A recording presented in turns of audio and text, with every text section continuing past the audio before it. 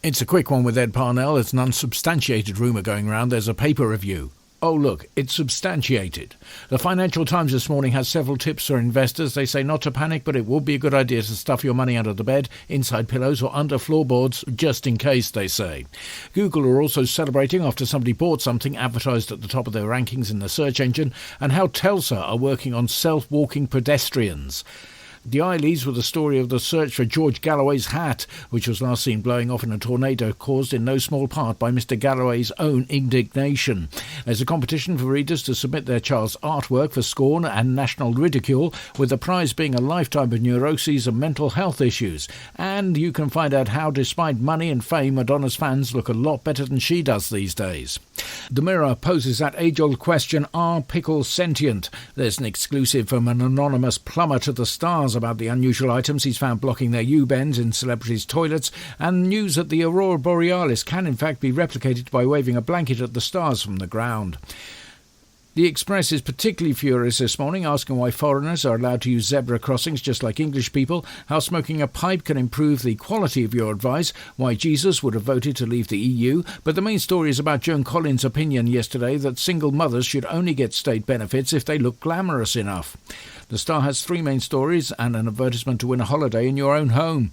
The first story is about a man who came back from the dead to collect his lottery win. There's confirmation this morning that professional pillow fighting has been admitted into the Olympics, and a revelation that couples who have chosen to be childless did so simply so they could play in the sandpit and have a go on the slide without all that pesky whining.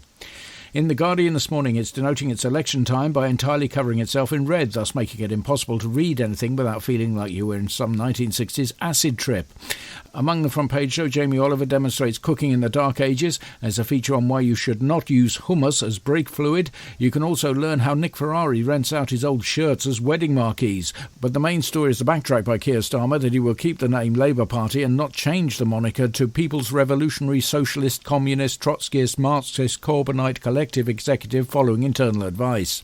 The Daily Mail has a picture of Harry and Meghan with the headline, There's also a piece on dropping 3 dress sizes using amoebic dysentery, a free supplement on how to point your accusing finger and get the results you want, and a chance to win a weekend with other male readers in an orgy of malcontent whining during an unpleasant cruise where at least one of you will mysteriously disappear, probably at the hands of filthy foreigners.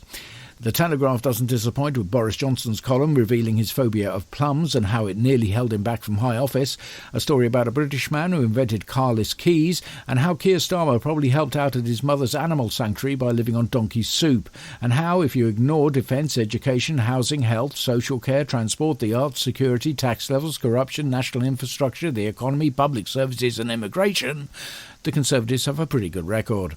The Sun seems to have gone home early yesterday and has the headline, Phew, what a scorcher, but they've updated the old trope of the man frying an egg on the pavement. That's not there, and it's been replaced by a man trying to reheat some spaghetti. There's research that drinking 10 espressos an hour will make you move like you're chasing Benny Hill, and what shoulder is best for barging a queue. Those are your headlines. No animals were harmed in the making of this paper review.